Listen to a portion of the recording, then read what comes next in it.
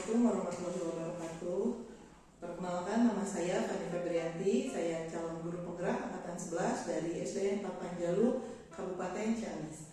Pada demonstrasi kontekstual modul 3.1 kali ini, saya akan mewawancarai seorang ibu kepala sekolah dari SDN 8 Panjalu. Beliau bernama Ibu Rani Noviawati. Beliau adalah kepala sekolah yang hebat. Selamat siang Ibu. Selamat siang Ibu. Mohon maaf Ibu mengganggu waktunya. Ya Ibu, sebelum kita melakukan wawancara ya Bu, bolehkah saya bertanya dulu apakah Ibu sudah lama menjabat sebagai kepala sekolah? Kebetulan saya termasuk kepala sekolah baru ya, baru kurang lebih 2 tahun ini. Ya, jadi sudah gak lumayan lama juga ya Bu ya, sudah 2 tahun ya. Mungkin selama 2 tahun ini Ibu sudah menghadapi beberapa problematika di sekolah ya Ibu ya. Bagaimana Ibu mengidentifikasi kasus-kasus yang Ibu hadapi ini? Apakah itu merupakan dilema etika atau sebuah bujukan moral? Tentunya selama 2 tahun ini saya menjabat sebagai kepala sekolah,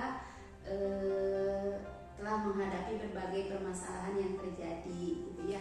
Nah, untuk melihat permasalahan-permasalahan yang muncul apakah termasuk dilema etika atau bujukan moral, tentunya itu sangat mudah sekali bisa dilihat dari kepentingan apakah benar atau salah.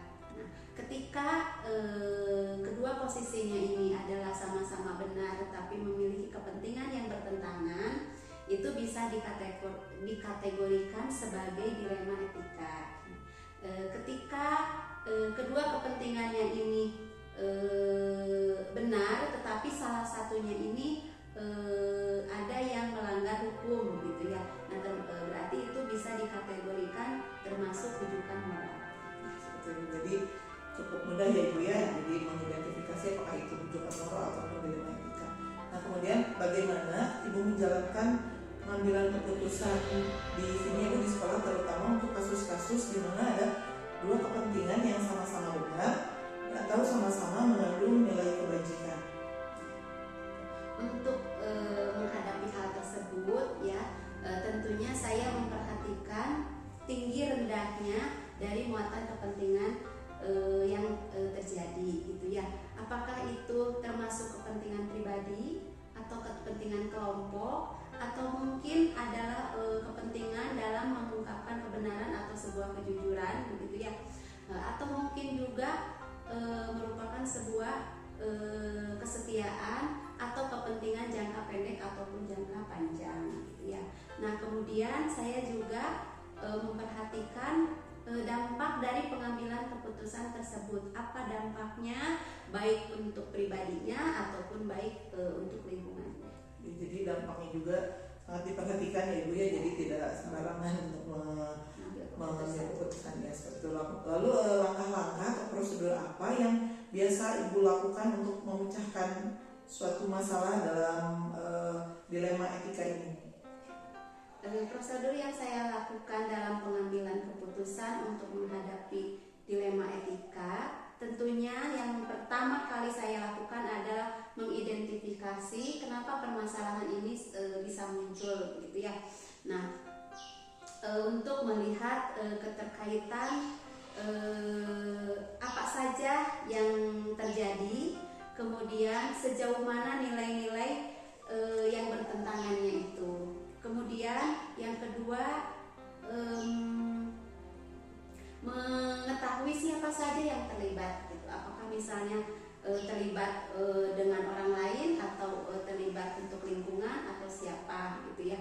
Nah, kemudian yang ketiga yaitu melakukan pengumpulan data gitu ya. Nah, kita mencari tahu fakta-fakta yang terjadi sebenarnya di lapangan itu seperti apa. Baru dilakukan pengambilan keputusan. Nah, setelah pengambilan keputusan pun tetap kita dilihat lagi, dipantau apa dampak dari pengambilan keputusan tersebut. Apakah ada berdampaknya atau misalnya sudah sesuai dengan norma-norma atau kaidah-kaidah yang sudah ada. Ya, jadi tidak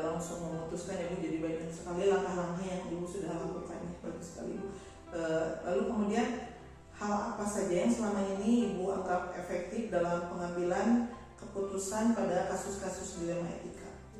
Dalam pengambilan keputusan, terutama untuk kasus dilema etika, dianggap sudah efektif gitu ya. Kalau menurut saya itu apabila kita dalam melakukan pengambilan keputusannya itu tidak menimbulkan masalah baru gitu ya. Berarti keputusan yang diambil itu berarti sudah benar-benar tepat dan sesuai dengan peruntukannya.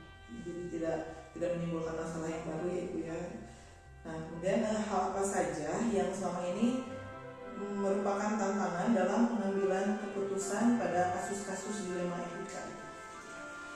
Tantangan-tantangan yang sering dihadapi dalam pengambilan keputusan untuk kasus-kasus dilema etika itu biasanya itu dalam mempersatukan pemikiran dan kesepakatan yang memerlukan waktu yang jangka panjang gitu ya.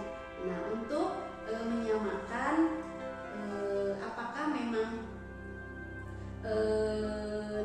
memilih dan memilah solusi yang akan disampaikan sehingga menjadi sebuah keputusan yang dapat diterima oleh semua pihak. Tidak memberatkan salah satu pihak ya. Nah, kemudian apakah ada jadwal tertentu ataukah tempat tertentu untuk Ibu menyelesaikan sebuah kasus dilema etika? Untuk penyelesaian sebuah kasus itu tentunya tidak bisa dijadwalkan, tidak bisa terjadwal karena masalah yang muncul pun kita tidak pernah tahu kapan masalah itu akan terjadi. Kemudian pengambilan keputusannya disesuaikan dengan kondisi dan permasalahan yang terjadi. Seandainya permasalahan itu dibutuhkan penanganan yang sesegera mungkin, ya mau tidak mau keputusannya pun harus secepatnya diambil gitu ya, dengan tidak terlepas dari tadi kita mengidentifikasi dulu, mempertimbangkan dulu segala hal.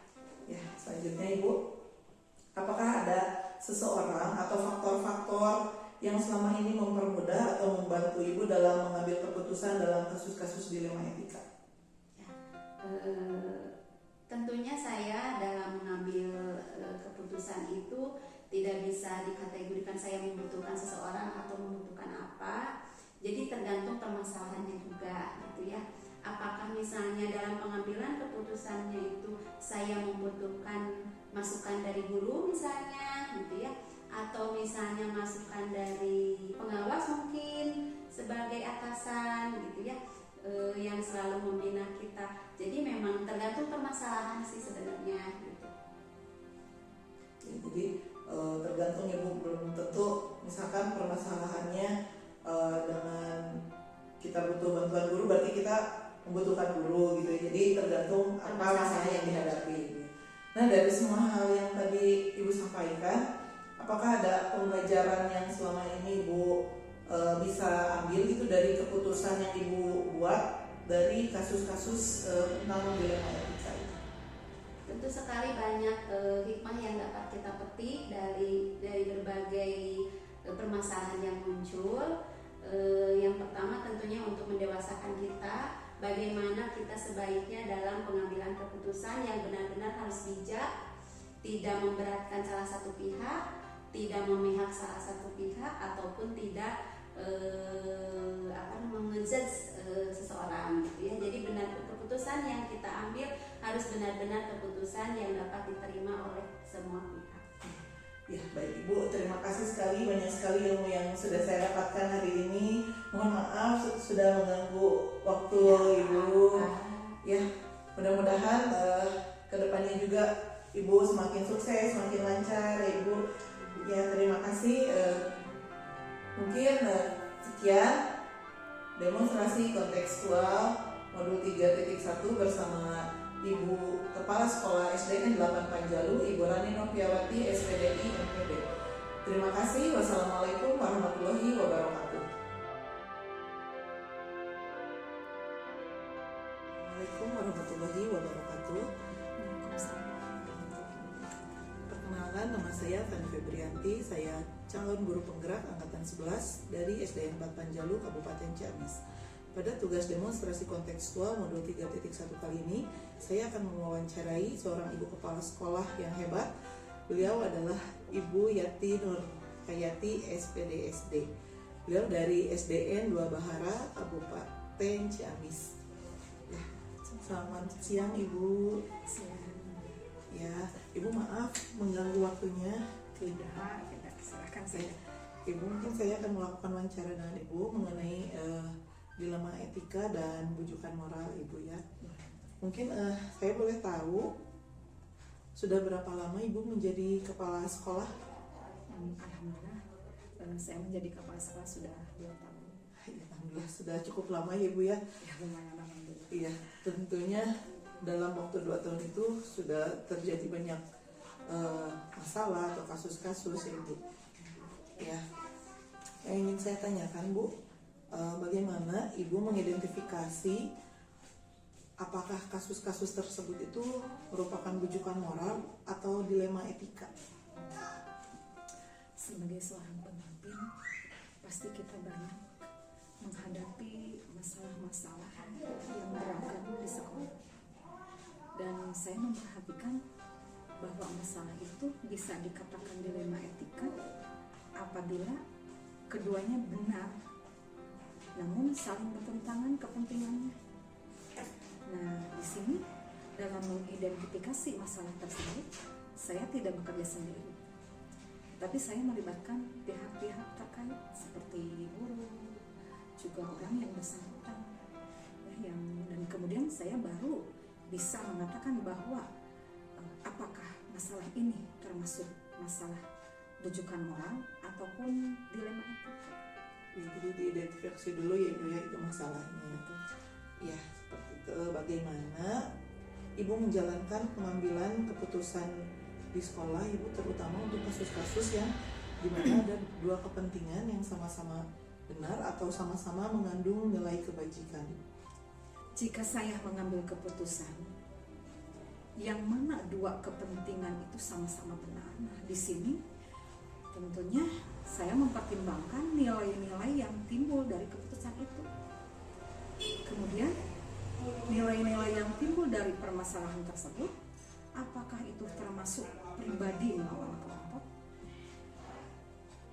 ataupun kebenaran melawan kesetiaan ataupun keadilan, dan juga rasa kasihan. Dan di sini saya melibatkan rekan kerja ataupun rekan sejawat ya dalam pengambilan keputusan yang kompleks. Ya. Nah, tadi Ibu juga sudah menjelaskan ya Bu ya, tadi Ibu tidak bekerja sendiri. Kemudian langkah-langkah apa atau prosedur apa yang biasa Ibu lakukan untuk memecahkan masalah dilema etika ini Bu? Langkah-langkah yang saya ambil dalam pengambilan keputusan, saya memperhatikan terlebih dahulu permasalahan yang terjadi yang melibatkan pihak-pihak yang terkait. Nah, apakah itu masalahnya itu berkenaan dengan peserta didik, apakah itu berkenaan dengan pribadi ataupun kelompok, hubungan sosial dengan mereka, itu saya identifikasi dulu. Kemudian saya berkonsultasi melibatkan beberapa rekan-rekan guru dan wakil kepala sekolah untuk memecahkan kasus ini.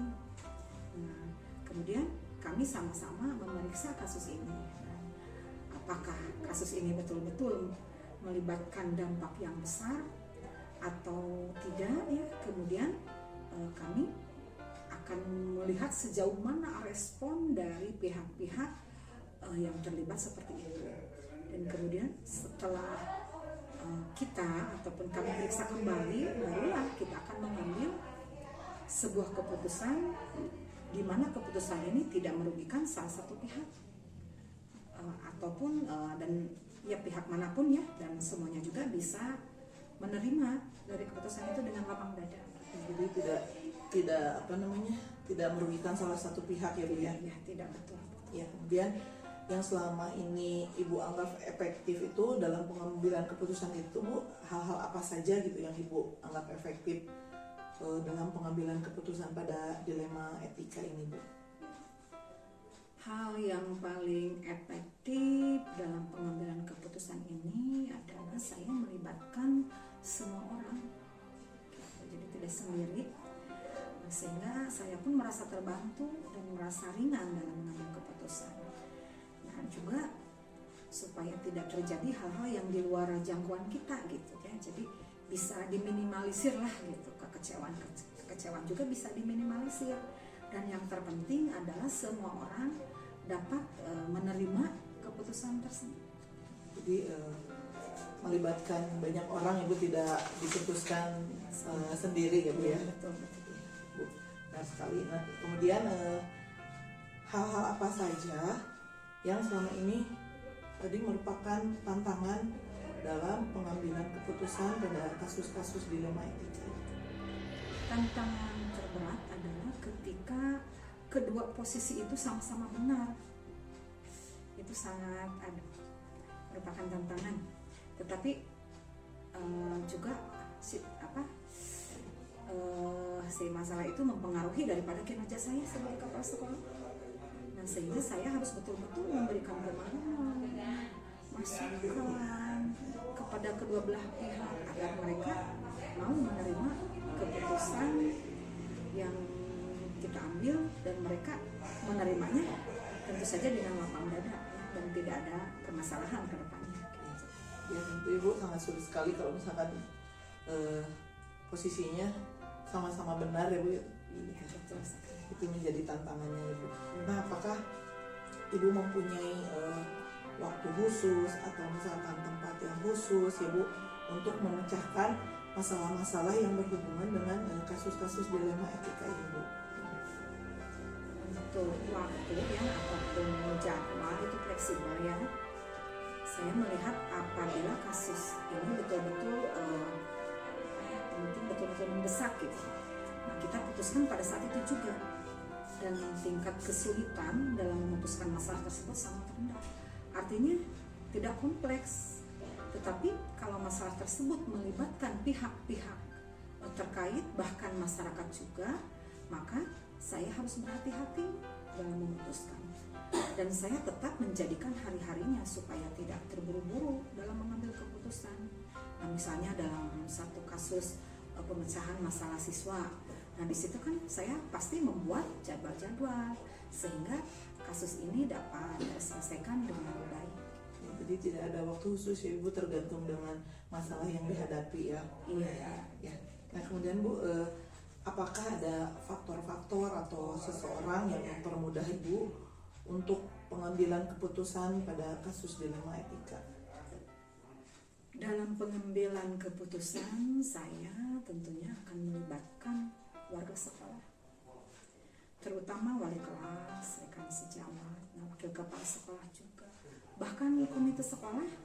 Nah, saya dilibatkan gitu, turut andil juga ya, sehingga harapan saya ketika semua terlibat, maka itu akan menjadi modal penguat dalam pengambilan keputusan dan menjadi dasar utama apabila nantinya ada beberapa pihak-pihak lain yang komplain terhadap keputusan dan yang kita ambil itu ya, keputusan yang kita ambil, dan kita bisa menunjukkan bukti bahwa ini sudah menjadi keputusan bersama. Nah, itu kalau melibatkan semuanya Bu. Ya, jadi tadi kuncinya melibatkan banyak pihak ya Bu ya, jadi tidak memutuskan sendiri pengambilan keputusan pada kasus-kasus dilema etika ini. Nah kemudian Bu, yang terakhir ya Bu, dari semua yang telah Ibu sampaikan, apakah ada pembelajaran yang bisa Ibu ambil dalam pengambilan keputusan pada kasus dilema etika ini? Selama saya melakukan pengambilan keputusan dilema etika, saya mendapatkan pembelajaran bahwa memutuskan kasus dilema etika itu, ulangi lagi, kedekatnya. Selama saya melakukan pengambilan keputusan dilema etika, saya mendapatkan pembelajaran ya bahwa memutuskan kasus dilema etika itu tidak mudah, karena kita juga harus memperhatikan hal-hal yang sifatnya sosial komunikasi. Juga kita harus selalu menjalin komunikasi, kemudian terciptanya kerjasama yang harmonis sehingga pihak yang terlibat nantinya akan merasakan sama-sama saling belajar dalam memecahkan suatu masalah. Begitu Bu. Terima kasih sekali Bu, banyak sekali hal-hal yang sudah saya dapatkan, ilmu baru yang saya dapatkan dari apa yang telah tadi kita bicarakan Ibu. Terima kasih sekali atas waktunya. Semoga Ibu semakin lancar dan semakin sukses dalam menjalankan tugas sebagai kepala sekolah ini. Terima kasih Ibu. Sama-sama, Ibu juga merasa bangga ya kepada Ibu dengan adanya dengan Ibu mengikuti CKP, dan Ibu memberikan banyak perubahan, diperhatikan oleh Ibu ya, banyak perubahan baik di sekolah Ibu maupun kepada rekan-rekan yang lain. Semoga terus berjuang untuk meningkatkan pendidikan, dan selamat kepada Ibu. Ibu hebat sekali.